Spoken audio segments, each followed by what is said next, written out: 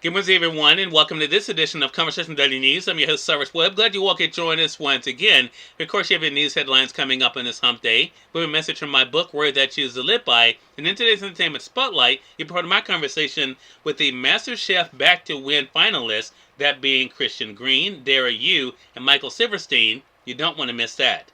Enjoy today's broadcast. For Conversation Daily News, I'm Cyrus Webb with your Wednesday headlines. In international news, Ukrainian troops keep up pressure on fleeing Russian forces. Ukrainian troops piled pressure on retreating Russian forces Tuesday, pressing deeper into occupied territory and sending more Kremlin troops fleeing ahead of the counteroffensive that has inflicted a stunning blow on Moscow's military prestige. As the advance continued, Ukraine's border guard said the army took control of a town just 2 miles from Russia, seized on the first day of the war. Russia acknowledged that it has withdrawn troops from areas in the northeastern region of that area. Russian troops were also pulling out from the southern city, the second largest city in Ukraine's southern region, the city's pre-occupation mayor said. His claim could not immediately be verified by the Associated Press. That city has been under Russian occupation since early March. Capturing it would give Kyiv the opportunity to disrupt Russian supply lines between the south and the eastern Donbas region, the two major areas where Moscow-backed forces hold territory. The mayor wrote on Telegram that the Russian troops were heading toward Moscow-annexed Crimea. He said columns of military equipment were reported at a checkpoint at a village marking the boundary between the Crimean Peninsula and the Ukrainian mainland. In one of the newly freed villages, an individual said Russians' departure was sudden and swift. They left like the wind, they said. Some Russians appeared to have left behind in a hasty retreat. They were trying to catch up. It was not clear if the Ukrainian blitz, which unfolded after months of little discernible movement, could signal a turning point in the nearly 7-month war. But the country's officials were buoyant, releasing footage showing their forces burning Russian flags and inspecting abandoned charred tanks. In one video, border guards tore down a poster that read, "We are one people with Russia." Momentum has switched back and forth before, and Ukraine's American allies were careful not to declare a premature victory since Russian President Vladimir Putin still has troops and resources to tap. In the face of Russia's largest defeat since its botched attempt to capture Kyiv early in the war, the Defense Ministry spokesperson said troops were hitting back with massive strikes in all sectors, but there was no immediate report of a sudden uptick in Russian attacks. Ukrainian President Zelensky said the Ukrainian forces were carrying out stabilization measures across recaptured areas. In national news, Ken Starr, whose probe led to Clinton impeachment, dies. Ken Starr, a former federal appellate judge and a prominent attorney whose criminal investigation of Bill Clinton led to the president's impeachment, has died at the age of 76, his family said on Tuesday. Starr died at the hospital Tuesday of complications from surgery, according to his former colleague. He said Starr had been hospitalized in an intensive care unit in Houston for about 4 months. In 2020, he was recruited to the legal team representing President Donald Trump in the nation's third presidential impeachment trial. For many years, Starr's stellar reputation as a lawyer seemed to place him on a path to the Supreme Court. At the age of 37, he became the youngest person ever to serve on the U.S. Court of Appeals for the District of Columbia Circuit, where Chief Justice John Roberts and Justices Ruth Bader Ginsburg, Clarence Thomas, and Antonin Scalia also had served. Despite his impressive legal credentials, nothing could have prepared him for the task of investigating a sitting president. In more national news, jury gets R. Kelly child pornography and trial fixing case. Jurors began deliberating Tuesday at R. Kelly's federal trial in Chicago, sorting through a month of evidence and arguments to weigh charges accusing the singer of producing child pornography, enticing minors for sex, and successfully rigging his 2008 child porn trial.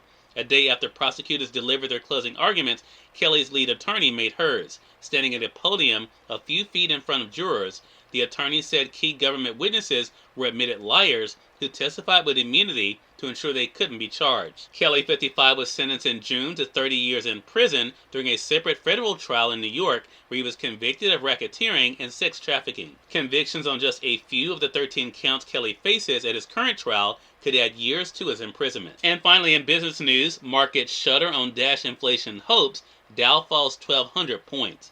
Stocks tumbled through their worst day in more than 2 years on Tuesday, knocking the Dow Jones Industrial Average down more than 1,250 points, following Wall Street's humbling realization that inflation is not slowing as much as hoped.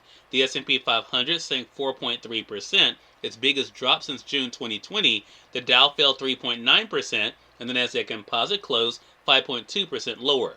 The sell-off ended a 4-day winning streak for the major stock indexes and erased an early rally in European markets. The hotter-than-expected reading has traders bracing for the Fed Reserve to ultimately raise interest rates even higher than expected to combat inflation, with all the risk for the economy that entails. Cyrus Webb, Conversations Daily News. It's now time for a message from my book, Words I Choose to Live By. Enjoy. Good Wednesday, everyone. I'm Cyrus Webb, and welcome to Words I Choose to Live By. Ready for your Wednesday wake-up call? Not everyone is going to pat you on the back or wish you well. In fact, you may encounter people today who are intent on doing you harm or breaking you down. Decide to rise above the negativity. Refuse to entertain it. Do not give it any power over you. Now go have an amazing Wednesday. I have part of my conversation coming up with the MasterChef Back to Win finalists in today's Entertainment Spotlight. Stay with us. You're listening to Conversation Daily News. For Conversation Daily News, I'm Cyrus Webb with the Entertainment Spotlight.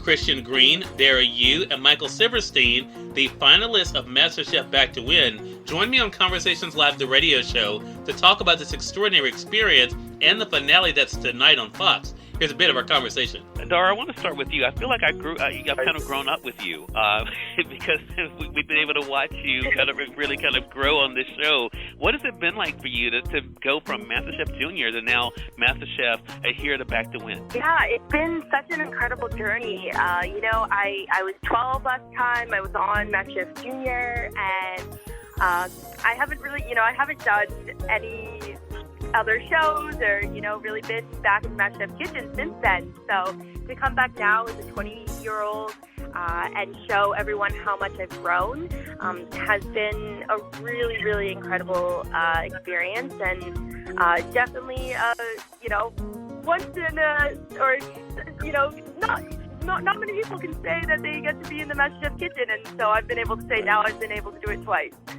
Right, exactly. Christian, to that point, it has to be a surreal thing. We've gotten to see your talent as well. What has this experience been like for you now to be a part and to be a finalist of MasterChef Back to Win? Honestly, it's been great. Truly, truly great. And just to have the opportunity, like Dara said, to come back, it's truly a dream come true, just like the 12th season. So, they could have invited anybody back, but they chose 40. And to be in the top 3 on the show is truly a good thing. Michael, what about for yourself? You've also been able to have success on the show and outside of it. What has this experience been like for you? It's a big question because, there's a personal side and a professional side. As a chef, I want to show what I can do. I care about my food a lot.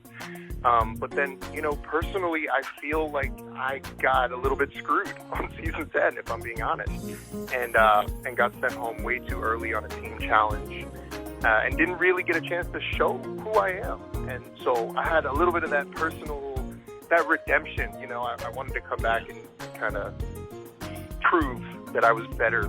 Cyrus Webb, Conversations Daily News. We thank you all for tuning into this edition of Conversation Daily News. But let's get on tomorrow's more news, message from my book, Words I Choose to Live By, and of course, Entertainment Spotlight. Until then, I'm your host, Cyrus Webb, saying as always, enjoy your day, enjoy your life, enjoy your world. Thank you all for choosing Conversation Daily News today. Now let's go make it a great one.